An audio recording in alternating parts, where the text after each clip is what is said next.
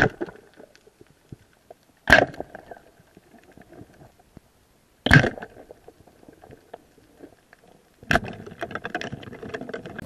good morning mga bro. Isang mapagpalang araw muli sa ating lahat. Panibagong adventure ulit tayo, super fishing ulit tayo. High tide na high tide, oh.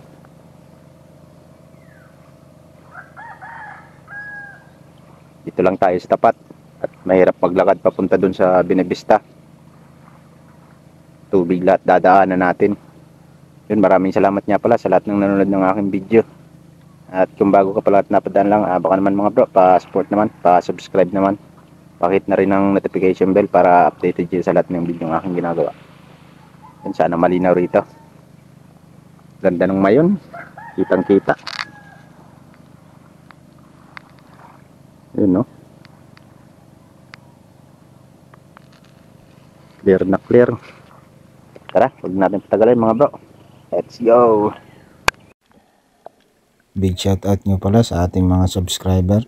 Sina Nelson Bailon,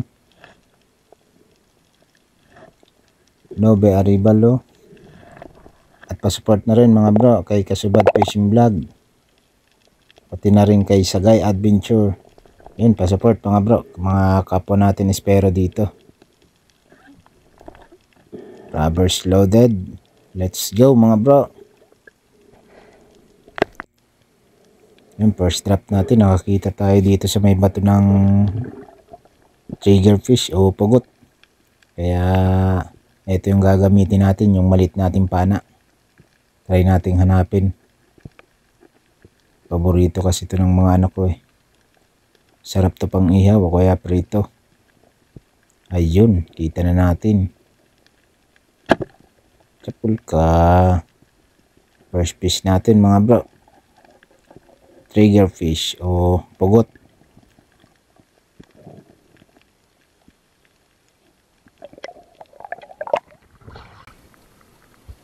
Yan, pwede na ito pag-ihaw mga bro.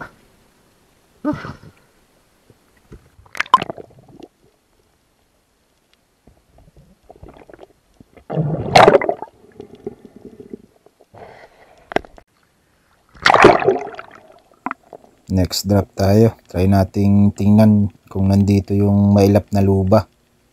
Baka sakaling magpakita. Ilang beses ko nang nakita to pero lagi akong nauunahan eh. Napakailap na. Ito pagsilip natin. Wala. Tagusan yung butas na yan. At nang pagtingin ko sa taas dito, ayun may talakitok. Hindi nga lang nahagip ng camera.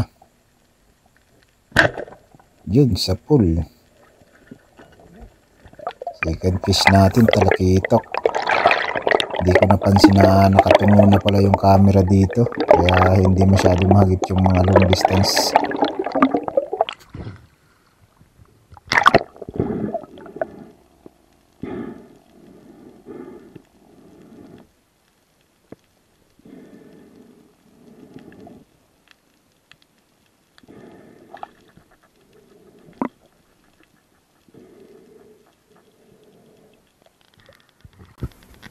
Pero ito kahit nang tarakita pagod tayo mga bro.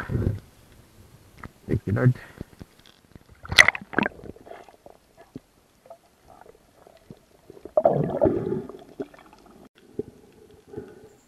Ito, may nakita ulit tayong triggerfish dito. Kaya dive agad tayo.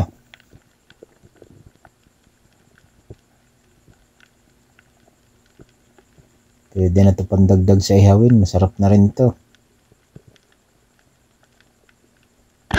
Yun, sa pool. Third fish natin ulit. Triggerfish o pugot. Masarap sa ihawin. O kaya prito. Okay na to.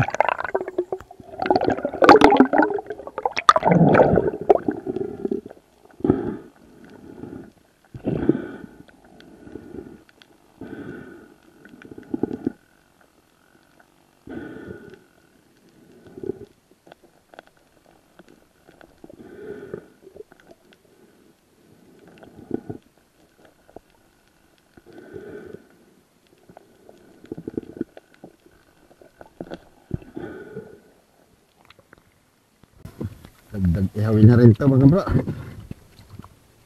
Okay na to.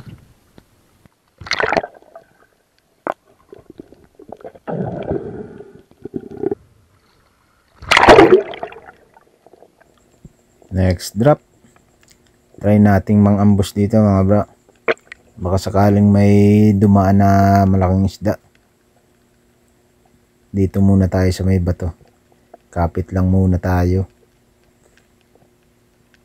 Sabay silip dito sa may lalim ng bato.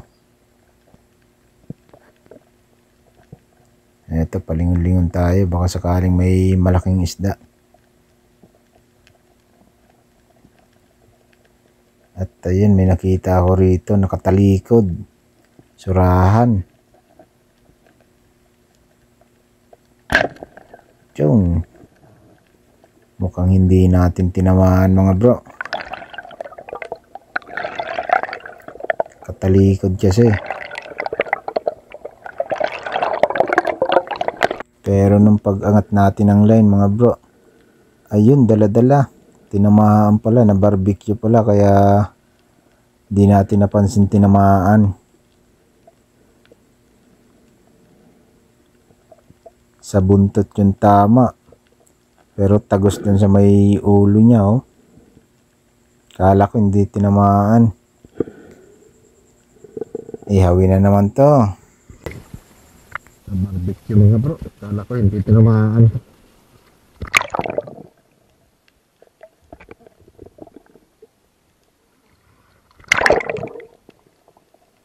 Madali tayong nag-drop dito. May nakita kasi ako ritong good size na sweet lips. Medyo malaki na rin. Kaya dali-dali tayo mag-drop. Ayun, sinundan na natin.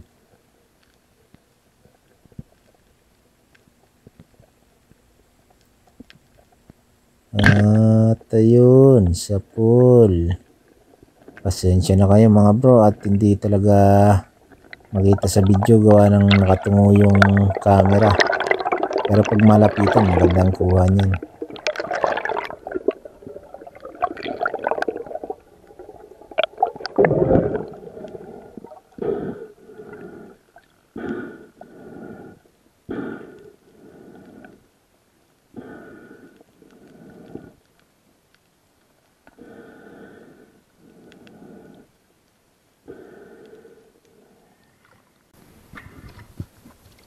Yun, nakadali tayo mga bro. Malaki-laki. Sweet lips. Oh, thank you Lord.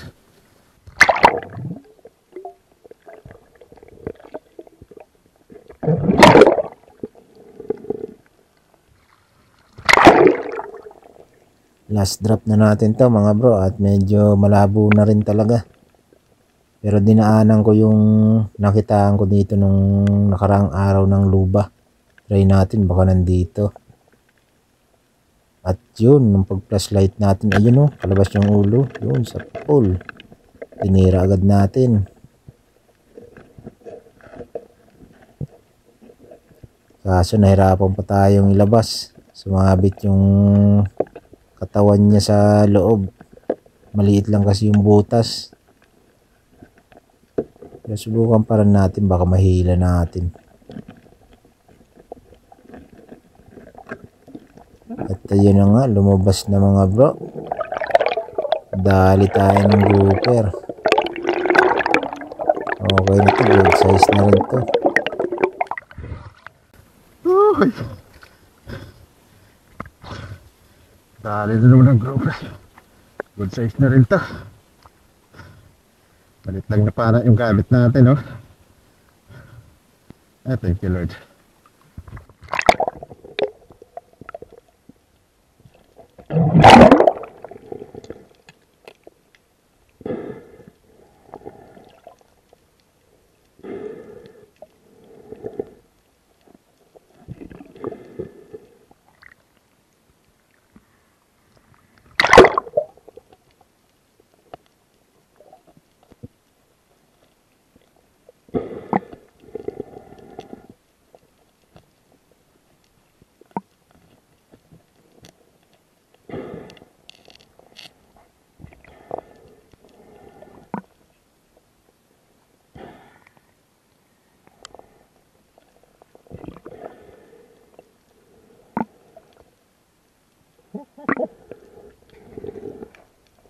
Boom, mga bro.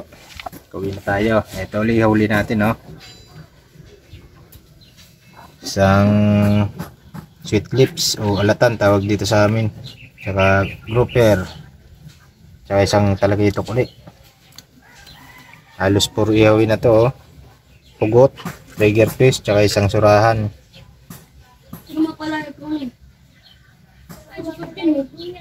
Okay na to, pwede na to. Ito, paparisan natin ng malunggay. Magharap tayo. Yun, hanggang dito na lang mga bro. Maraming salamat sa panonood. Thank you.